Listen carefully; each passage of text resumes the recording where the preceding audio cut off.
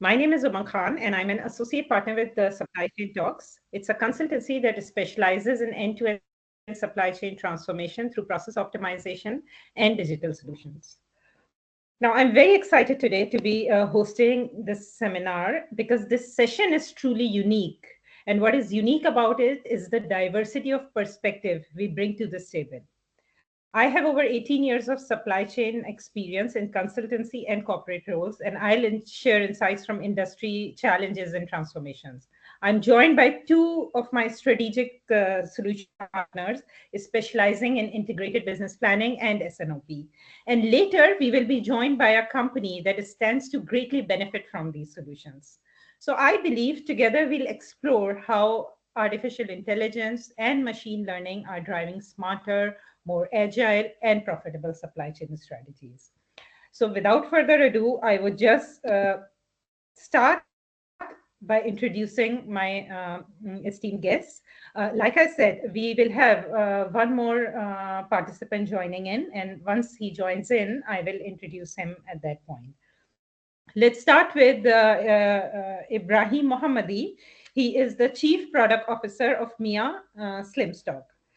And then together with him, other than him, we have Andrew Dimitrenko, who is the Partnership Development Manager of Streamline.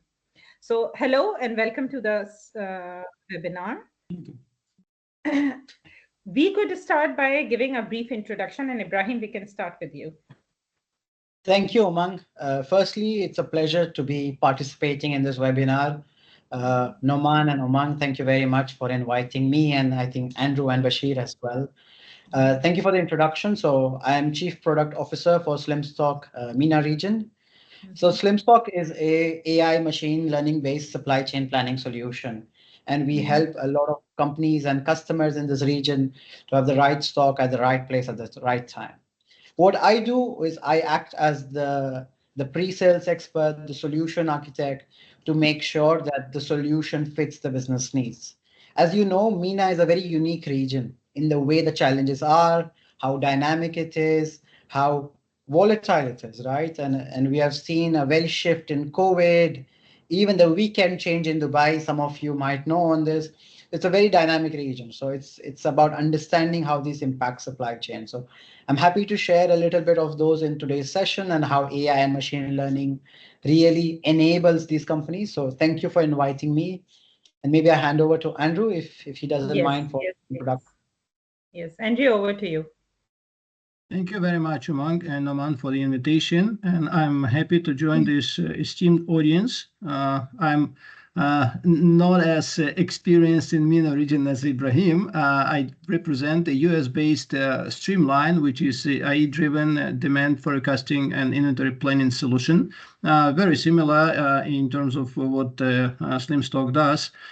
We benefit greatly from our international network of partners in all regions, which benefits greatly multinational companies who have presence in various countries. Because we can elaborate and develop a single customized solution that would fit the regional and different locations. My background is also skewed towards finance, as I spent over 20 years in investment banking business, dealing with customers and trying to increase their investment return. And therefore, I'm looking at SNOP solution from the standpoint how companies can save money and make more money. Basically, we are not looking at Streamline or any other AI-based supply chain solution as purchases, but rather as an investment into boosting your business and profitability. Okay, very interesting. Very, very interesting. Let's start by setting up a foundation. So, Ibrahim, I will start with you. My first question: what do you think are the most significant ways artificial intelligence and machine learning are currently transforming supply chain planning and integrated business planning? I believe Noman has raised his hand, so okay. I think Bashir has joined in as well, Umang. So I think we should introduce Bashir. Okay, yeah. Let's take this break. Actually, I cannot see him, but hi, Bashir. Hello, yes. My camera can is you hear on us? actually, so yes, I can hear you, and my camera is on. I don't know if you can see me or Okay, not. yes. Can Now you we hear can me? see you. I'm just gonna admit you here. Give us a couple of seconds. Okay. Okay. So, hi, Bashir. So, now the full circle is complete. Like I was mentioning, we have a company who's running operations and who could truly benefit from these digital solutions. We have with us the supply chain director, Bashir Faisal Rida, Al Isai Better Life. So, welcome, Bashir, on board. And we had just finished the introduction. So, we will go back to that round and I will hand it over to you so you could introduce yourself, and then we will start with the questions and discussions. Great. So my name is Engineer Bashir Rida. I'm currently the supply chain director of one of LSI's companies, which is ABL company. That company is actually handling the electronics, home appliances, and different products and ranges in within the Saudi Arabian market. I have to join the company a couple of years ago, almost 3 years as of now. When I joined the company, I restructured the supply chain department from the beginning. So from A to Z, basically, from the manufacturing till the delivery of the products. So we are handling the entire supply chain of ABL, the upstream and the downstream. So now I know we're talking about the supply planning, which is one of the most important aspects of supply chain, because if you have poor planning, then the whole setup might be bad, actually, even if your delivery is good. So I hope this is a good introduction.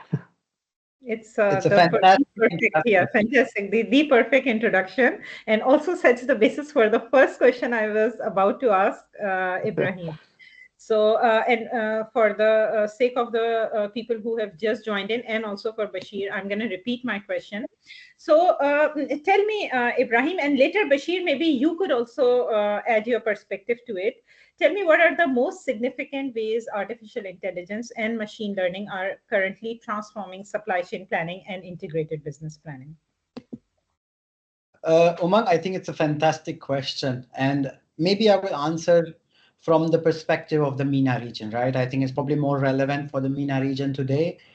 I think AI and machine learning needs to be taken in essence on how it's beneficial to the business.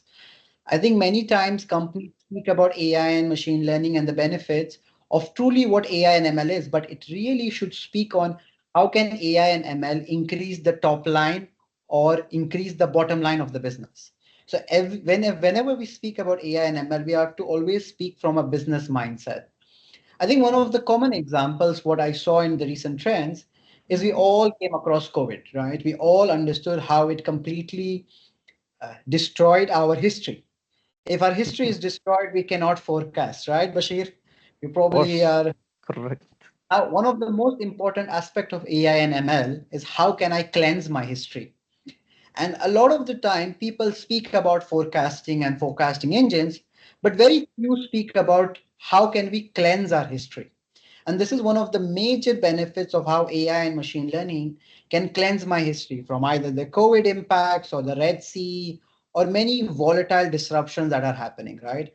And this is one of the most important factors, right? And I think that's probably apart from that, I think AI and ML will reduce a lot of manual effort because I think the talent of supply chain is truly becoming less and less in our region, right? Especially from a planning perspective. I'm not talking from an execution perspective. So that's where automation will lead to efficiency. And with the rising of labor costs, it will become even more important of automation, right? So these are probably the major benefits that AI and ML will revolutionize the MENA region, which is already happening in other regions where the minimum wage is going up and those kind of stuff. So that will, I think, drastically impact us. And could you also comment on the overall? I mean, you talked about something which is a disruption in the supply chain industry. Let's talk on regular basis, where when we talk about improved decision making, when we talk about process optimization or better efficiency. So if you Yeah. could say a couple of sentences on those. 100%. So I can speak from, let's say, maybe a retail perspective in this. It's easier to understand. Now, a lot of benefits of AI and ML will come in new product introductions. In anyone who is in supply chain planning knows the products that have enough history are more easier to forecast. But the new product introduction is one of the most challenging parts of demand planning. Either I order too less and I hurt my sales, or I order too much, which will lead to overstock. And new product introduction with AI and ML, and it's not a one-off thing. It will be a recurring thing. How can I, let's say if an iPhone 16 is launching, how will it behave? Or how will it make an iPhone 15 behave? And it doesn't have to be at that level, even at the simplest level, right? Let's say in Alisai, right? If a new washing machine is launched, how does it do to the other washing machine?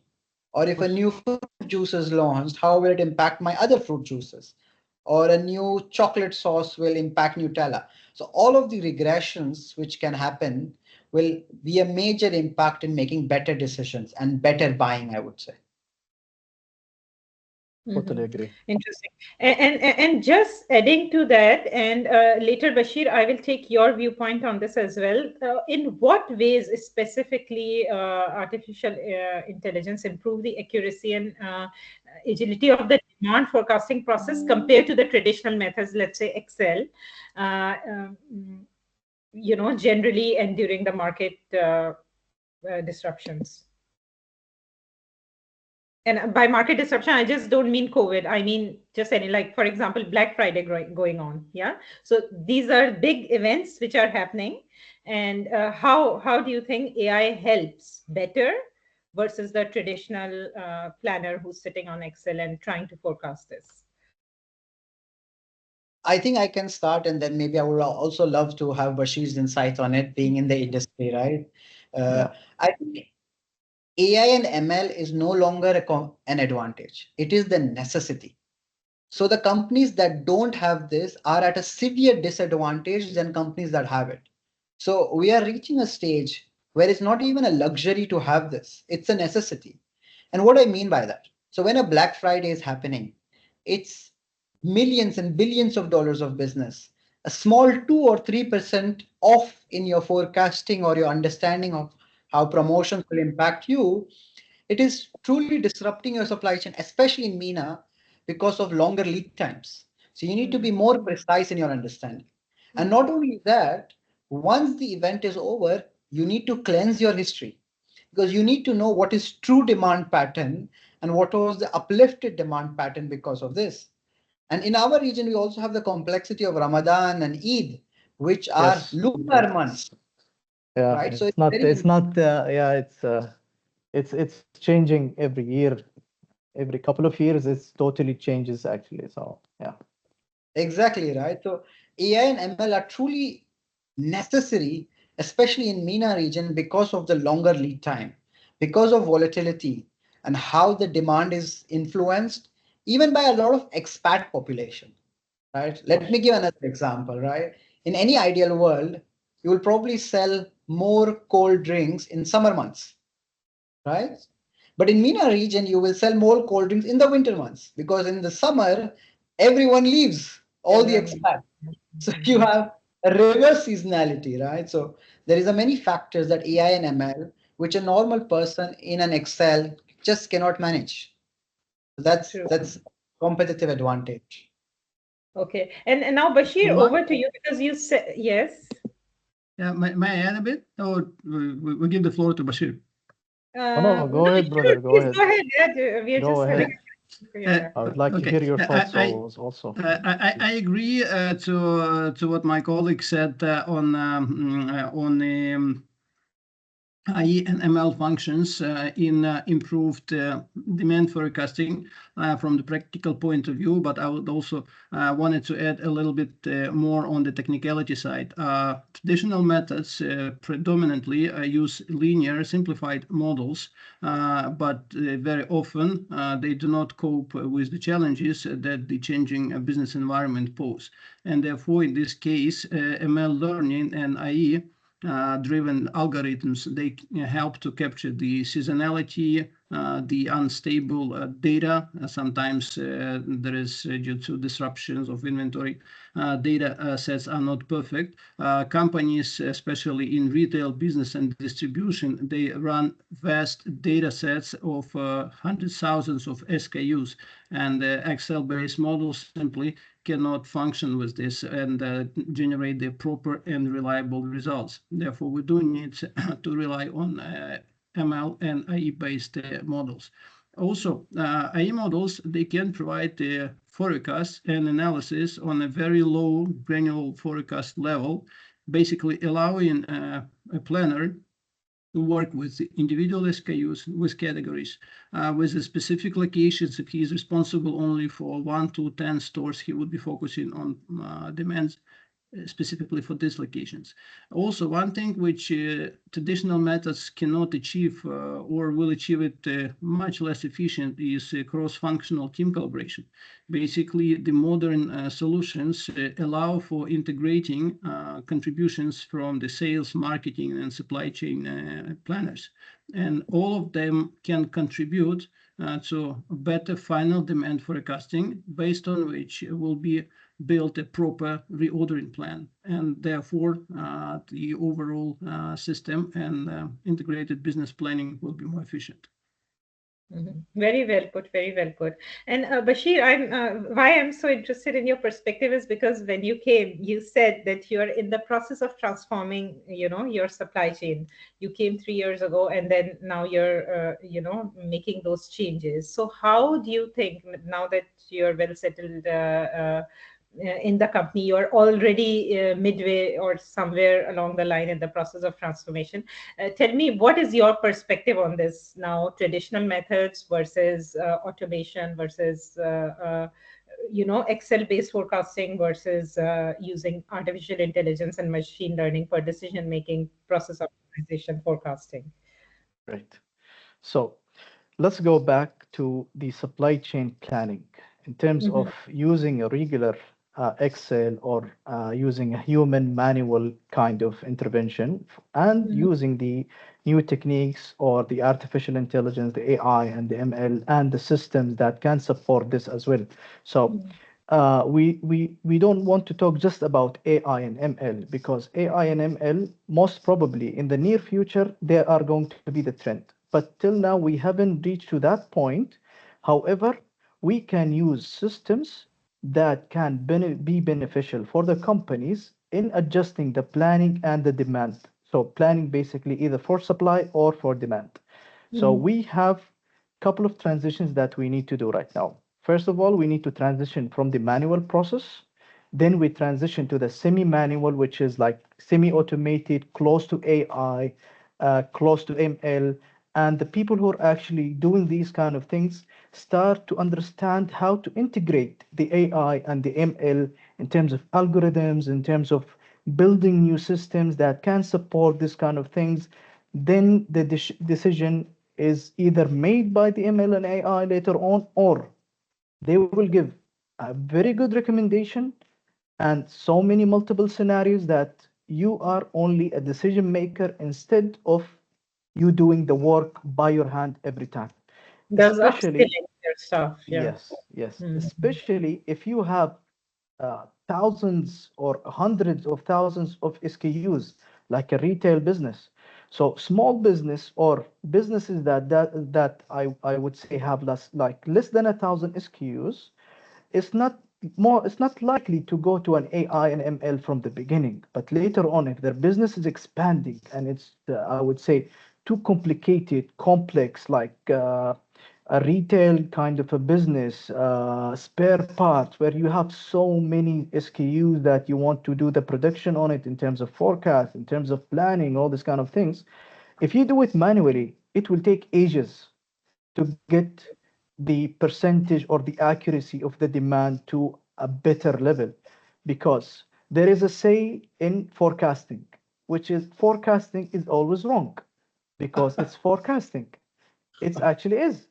It's predicting. You're predicting something. It means that you don't know if you're actually going to sell that or not. You might sell 120%, you might sell 80%, you might sell 70%. So it's called forecasting for a reason.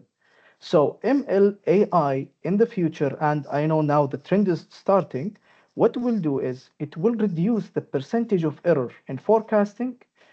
Then it means what? It means your planning in terms of supply will be even, I would say, more accurate. So if I'm going to buy 100 piece of this item and my percentage of error is very close to 100, or let's say 0, because 100 is I'm going to sell 100%, then the plan is close to perfection. But if I'm doing manually without taking into consideration the seasonality, the disruption of the supply chain, because since COVID till now, I'm not seeing any normality in supply chain, because every year or so, I'm noticing a global situation or an issue that actually disrupt the whole, supply chain, in terms of the Red Sea situation, in terms of COVID, in terms of the war with Russia and Ukraine, all these kind of things.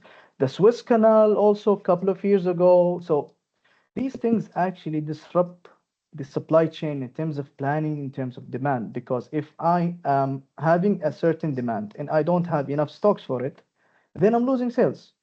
But if I have an overstock, then actually I am losing money because I bought more than what I need. And it will take more space in the warehouses than what I need. So having systems like an AI, ML, it will significantly improve the forecasting, where subsequently this forecasting accuracy, it will also improve the inventory optimization, the reorder point. It will also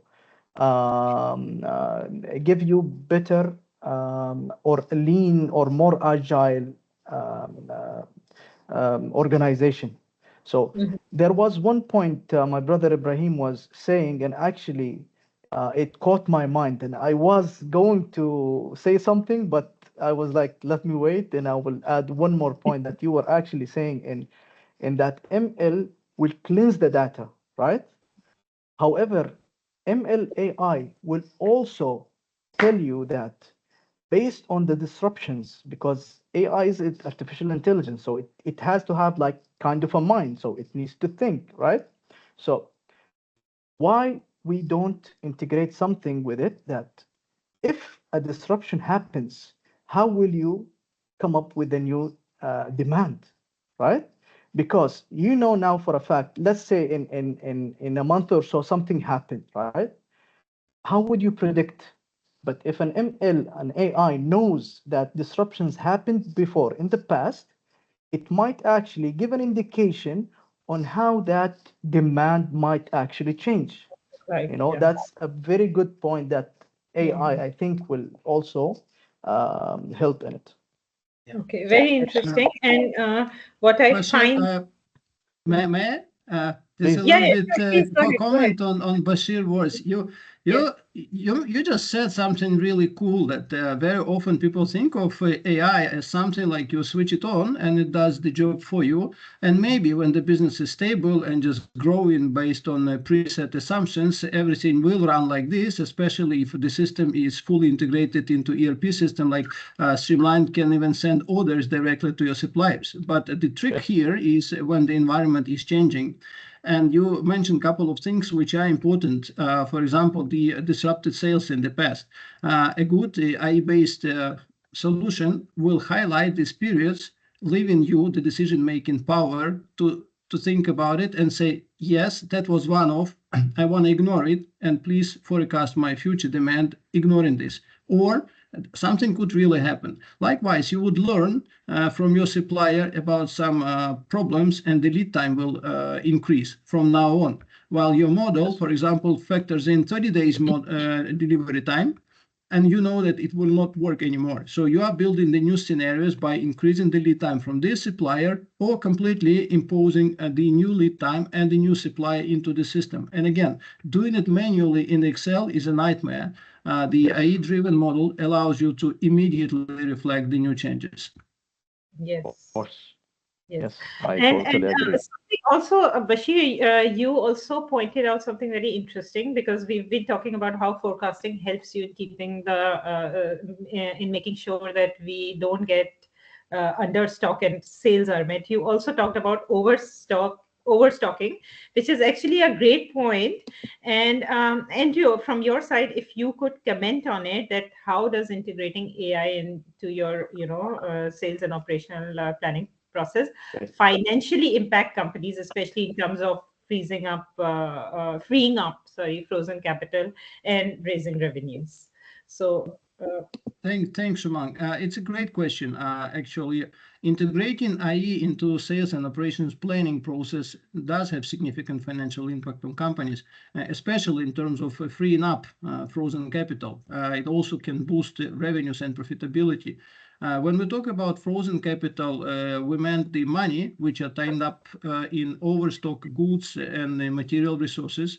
And IE or AI-driven solutions, they help to optimize inventory level by generating more accurate demand forecast. And that helps to reduce the excess inventory and free up working capital. And that's already money into the company's account. I can run in a little bit ahead, can tell you that on average, the clients who have implemented our solution have reported 36% average reduction in inventory, which helped them to free up significant amount of capital, and in addition to it, cut on the storage expenses. Basically, how this is achieved, this freeing up capital process and results. First of all, as I mentioned, more accurate demand forecasting. It basically says how much inventory you will really need in the right place in the right time, and you don't overinvest. You would optimize. Sometimes you have cases when companies which is running multiple selling locations would have overstock in one case in one location and stock out in another, and the system will show you and will also suggest the transfer of goods from one location to another without the need to go into supplier and pay again for something which is sold out in one location. Likewise, it helps to optimize supply chain management for the production companies by minimizing the MRP to basically just in-time inventory. The revenues, the supply chain, the AI-driven solutions help to identify potential stock out situation. When you have a stock out, you cannot sell. So by identifying these stock out cases, you are prepared and you can order on reroute the goods to the locations which lack the goods. It's not only helping to boost your revenues by avoiding the missed sales, but it also greatly impacts the customer experience. There's different statistics how much customer can wait and suffer not being able to buy your product. So the numbers differs from 3 days for some less impatient, maximum to 5 days. So if you don't have a good for 1 week, you lose your customer. The customer goes to a competitor, and in this case, you not only didn't have revenues for this period, but most likely you can say goodbye to the revenues from this customer in the future period. Revenues and costs all contribute to the improved profitability. So basically, some systems like Streamline, they support the function of entering costs of goods which the company is selling. By integrating this information with the price statistics, the system can help generate the estimates for the gross profit. You can then play with the numbers by ranking the SKUs, not only based on the companies which which have the biggest inventory which you manage, but sometimes as a financial manager, for example, you want to focus on the most profitable companies. Therefore, you would make the ranking based on the gross profit sorting, and you would be paying attention to these companies first of all, especially if you are considering some marketing campaign. We have already touched upon ability of AI-driven solution to generate what if scenarios, multiple what if scenarios, which is almost impossible to do in traditional method. By having these what if scenarios in expectations of potential disruption, the IBP process becomes smooth. The management is better prepared for the future, and different scenarios can be played out and agreed upon with the suppliers. Therefore, it's very important to have the modern AI-driven S&OP solutions for not only for inventory optimization and supply chain, but also for the overall decision-making process for the company and budget planning. Okay, thank you. Now I want to move a little towards implementing AI and machine learning. And Ibrahim, if you could add your perspective on this. I think if you don't mind, Umang, before that, right? I think Andrew, that was fantastic, right? But let me paint a picture, right? Let me just paint a picture with an example. We all know Apple, right? How big of a company that is. You know how much days on hand Apple has globally? And it's a public, right? It is 6 days. Yes, It is yeah, 6 days of inventory globally. And if Apple, like any other company, had 30 days of inventory instead of 6, it would cost them $30 billion more, right? So like, just understand the impacts, right? Of course, the size of companies are different, but this is what demand planning and supply planning can do. 6 days of inventory globally, and with global disruption that can happen at any time. Now, a company like Apple cannot lose sales, right? They have to have product available. Yes, they have a low number of SKUs than a retail one, but 6 days on hand. Right? Just paint the picture. And on the top side of it, if there is an out of stock, it's used as a marketing technique also. So it kind of works both ways for them. So, okay, so like I said, I wanted to just move the direction a little bit towards implementation of AI and ML in IBP solutions, because, for the sake of the audience, if Ibrahim, could you give us some perspective on what kind of challenges and what kind of issues the companies face when they are trying to integrate artificial intelligence and machine learning into their IBP process? And how can these challenges, most importantly, how can they effectively manage these challenges? What is your advice on that? It's a fantastic question, right? And I might be a devil's advocate a little bit, right? I represent an AI machine learning based solution, which is Limstock, but I will be a devil's advocate. The last thing you want to talk in an implementation is AI and machine learning, in an AI and machine learning implementation. The first thing you want to talk are who are the people that it will impact? What type of business is it? Are they interested in increasing revenue, or are they increasing in reducing stock? What type of data do they have? The data quality, right? Is there change resistance? Are there people that are set in the current ways of doing things? And I think sometimes we get too lost in AI and machine learning. Everyone speaks about the benefits and the order. I think we have to think that it's the people that is in the center, and the tool is just helping them do their job better. So in any implementation, the most important thing is how do we manage the people? And in my experience, there are only two things. You need top management support that is driving the change. So they are allowing the people to make decisions and empowering them. And the other one is the right incentive. You cannot ask someone to do the project, their incentive is based on their performance, right? You have to get these two things sorted. Top management support, the right incentive, and the right change management. Is nothing to do with technology in a technology implementation, right? It's to do with the people and the right process. It's pure project management side of it. It's not only project management, it's the psychology as well. Because people are afraid of AI and machine learning, right? And I think, Bashir, being in the industry, you understand on the people are doing their job. They're afraid still of what AI and ML can do. Of course, not the managers, but the people that are working. And you have to support them, and you have to take them through the journey that this is not against you. This is for you.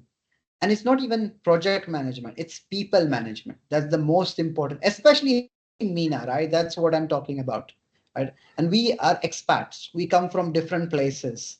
People are from India, from Philippines, from Spain, from France, from US. Everyone has different cultures. And taking that along in an implementation, it's more important than the technology itself, right? So I think that's what we have learned so far in all the years we have done. And that has been the sole driver of success in this region, is to understanding people. Very, very insightful answer. Bashir, because you talked about your transformation journey, and I would like you to just add some perspective on this, that if you could, how are you bringing about this mindset cultural shift when you came until now? Because you said we are already on our way and we've done some changes already. So could you tell us and give our audience some, share some of your experiences? So, as Brother Ibrahim just said, that it's a change management. And one of the change management is making sure that not just the top management actually want the change, but you have to make sure that all the people that are going to use the system, because systems or ML, AI, they also need to have some kind of intervention at the end or at the beginning, making sure that the data is clean. Because let's say that you want to launch the AI, the system for having a planning and demand, but your data is all wrong.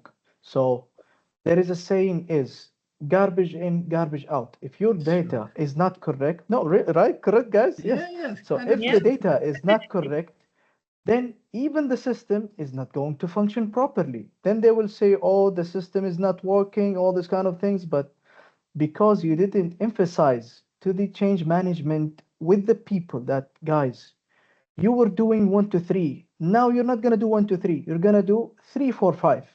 So it's different. So they need to adapt. They need to know that this kind of change, it doesn't mean that I don't need you anymore. No, it's the other way around. I need you more, because even if I want to rely on a system or an AI or an ML, I need to make sure that the people who works with it understand what is it exactly. Because you need to make sure that the decision that comes from that system is actually very close to a decision that you would actually make, but instead of taking 1 month to do it, it might take 1 day to do it, right? So people 100%. need to understand that change is coming. That's one of the things.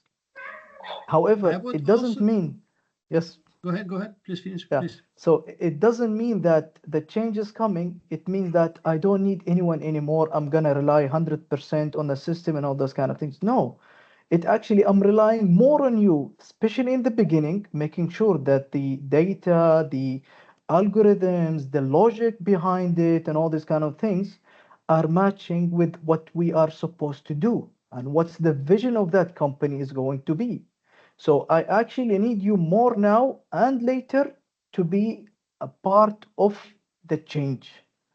So it's really important to have this concept to be delivered to the organization from top to bottom, Very basically. well put. Yes.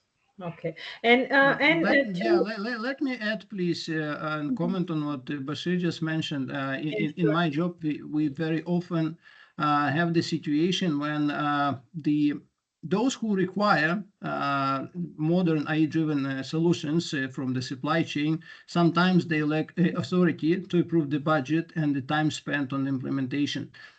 From the very beginning, we are trying to elevate the decision making and the overall implementation process to the very top, to those who can appreciate the decision. It's not about the planner who does it, it's about the company's results and objectives. So our job is to align the capacity and capabilities of a driven solution with the objectives of the company. And yes, at the very beginning, there would be additional workload for the planners in terms of educating themselves how to use the system, but they should be looking at the perspective of already 3-6 months in advance, and it could be for many years ahead, that this greatly simplifies their job in the future. It also an important message to the management that it's not like a new phone or new iPhone. I can still use the old one, but the system which empowers you to make transformational changes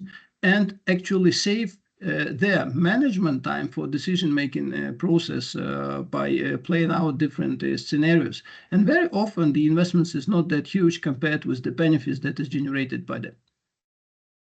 True that. And keeping in the same direction, Ibrahim, if you could comment or give us a guideline on what metrics or KPIs should companies focus on to measure the success once they have implemented the system and the ROI for AI-driven supply chain and IBP initiatives.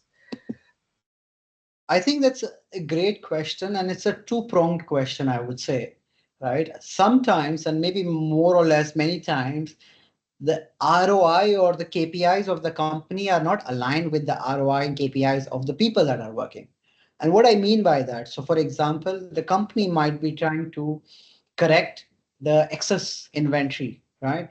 But the people are always worried about out of stocks, right? Which is counterintuitive. So I think the first objective is to have a common KPI, right? And when we do our implementation, we ask this question across the chain of management, right? And if we get different answers, is a clear red flag, right? So any implementation needs to be aligned across the business, right? So that's the first thing. And I think one of the most important one that a company needs to focus is on inventory turn. We often have many companies talking about forecast accuracy, but tell me, if you had 100% forecast accuracy, but your supplier doesn't deliver, what do you do if you didn't have the right stock? Right? So the major KPI is inventory turn. How quickly can I move the inventory? And that directly impacts to your cash cycle, cash conversion cycle, right? And this is what, if you ask to any CFO, the biggest thing he worries about is the cash conversion cycle, right? Yes. So that's the major. And if you ask any supply chain guy, it's inventory turn. And if you ask anyone else, it's forecast accuracy, right? So I think we have to make sure that all of these are tackled, but we have to focus on the thing that is hurting us, which is the inventory, the working capital. And I think maybe even more than that is my customer service level, is how much service can I deliver to the customer that I have. So these are probably, in my opinion, the biggest one. However, we focus more on forecast accuracy. However, we should focus more on KPIs that impact our business, right? Which are the working capital, the service level to the customer, and the inventory turn, right? So that would be our focus. Okay. And Bashir, I would ask the same question to you, but in a different manner. That over in the past 3 years in Alisai, what has been your key KPIs to focus on when it comes to IBP and SNOP, and what is the way forward? What is your next 5-year plan? That these should be the focus. These are the KPIs that I need to focus on and to make my supply chain, let's say, more resilient in terms of IBP. Right. So in terms of KPIs, in terms of supply chain, you have so many KPIs. It's not one, it's not two, it's not even 10. It might be 20 to 30, right? True. Because if you talk about planning by itself, there is a KPIs for planning. But if you talk supply chain, you have each chain of the supply chain have a minimum 1 to 2 major KPIs, right? So in terms of integrating or the IBB, which is the integrated business planning. So basically you're integrating the business, which is sales and marketing, with the operation, which is supply chain. So the major thing here is making sure that the business is doing great. The revenue is amazing, the top line, the bottom line is not as per what they want, but it's actually better because supply chain, if you do your KPIs correctly, then the whole organization will get the benefit out of it. An example is like Mr. Ibrahim said, the inventory turnover. The more inventory turnover you have, it means the less inventory you have.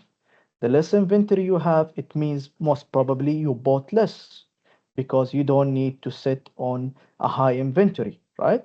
So if you sell the same sales, the sales is the same, but you changed the inventory level from, let's give an example, from 60 days on hand to 45 days of hand. So your average went down 15 days, right? But your sales are still the same. It didn't change. So how much is that change by itself? Most probably it's like millions. If your organization is big, it's millions, right? Then how it will affect the organization? Because it will, the revenue top line is the same, but the bottom Green and line is bottom different because you didn't just free more inventory, you're actually buying less. So instead of me buying 100 million real or dollar of products, it might be 90 million, right? So this 10 million less is actually profit because it went down from the operation cost, right? So this one of the major thing that is actually having the KPIs of the sales and marketing, as an organization, it will lead actually to enhancing the KPIs of the supply chain as an overall. One of them is making sure that the demand forecasting level or error is very minimal. It's like 20%, 10%, not 50%, 40%, because it will be difficult, right? Right. One of them is making sure that there is an alignment between supply chain and sales and marketing. It means that from the beginning, we know how much we need to supply in order for them to sell, right? So I need to make sure that the lead time is met. I need to make sure that the clearance is being done on the on-time clearance. I don't have any fines, any damages, any detention, anything related to having bad credit with the customer or service providers. So if everything is aligned in terms of supply chain with the business, okay, and having the correct inventory at the correct time, or let's say the right time, right quantity, these R's in supply chain, this will give us a very good indication that the operation, which is the supply chain, is having supporting the business and having the KPIs met in terms of supply chain. Right. This is one of the And points that I would actually want to say. Great. Good perspective. And now, because we have almost come towards the end of our session, I will just ask one question and open the floor to for each one or whoever wants to comment on it. I want to talk about the future of AI solutions. As you know, there is a rapid technological advancement happening in the industry. So, how do you envision the role of autonomous decision making in supply chain, and what areas do you see likely to see the most significant advancement when it comes to our industry, supply chain industry? So anyone or everyone can, and each one of you can answer. This is just, Let- I just want to ask, how do you think the future looks like I when it think I comes to? can start, and then of course Andrew and Bashir can continue. I think the AI and machine learning, the next phase, I think we are still on the phase zero of it, but I think eventually we will reach a stage where we will have interconnected data platforms, which is probably where AI and machine learning will be the best. I like to give examples for it, right? So let's say we are Dubai, right, or Saudi Arabia or whatsoever. I think connecting, let's say, passenger inflow data or footfall in a mall with how the sales are behaving, and these kind of regressions and connecting external data sources will be massively impactful. And I think it's already happening in many places. Let's say there is a Chanel bag or a Louis Vuitton bag, and how is the Instagram influencers happening, and what will pick up and what will drop. And these kind of insights or signals will drive how your demand planning works. Uh, Of You course, mean the external factors driving your sales? I think that will be a major impact as we go along. Of course, footfall data, car passenger data. So if you look at automotive, if you have a new cars on the road, how will the spare parts be? Or customer baskets in a retail supermarket, or your mall footfall impacting beauty retailers. So a lot of these external data integration points will lead to massively impacting demand planning, right? So that's what I feel as one of the points that will be super interesting in the future, and how everything will be interconnected, right? True. What do you think, Andrew, on your end? Basically, I would probably look at it from supply-demand perspective, in a sense that we discussed that the supply chain planning is transforming, and many companies are at different levels. Someone level 0 still excel, someone are already transforming in this semi-automated regime, and someone are fully integrated. We see more and more companies appreciating the modern ERP system, so they invest in them. Then they invest into demand planning and supply chain solution. And there is an estimate that over the next decade, the overall AE market will grow like tenfold, so 10 times. And that comes not because supply chain providers want to sell more, no, because demand generates, the users, the consumers generate more demand for it. Computers will be faster. Algorithms could be more and more complicated, but at the end, I think it will be the consumers that would set the tone. I think the industry itself is ready to provide even more complex solution. So now the question is for the business, how much complexity does the business want? Interesting. And is there anything, Bashir, is there anything that you would like to add, or you would like to say in general about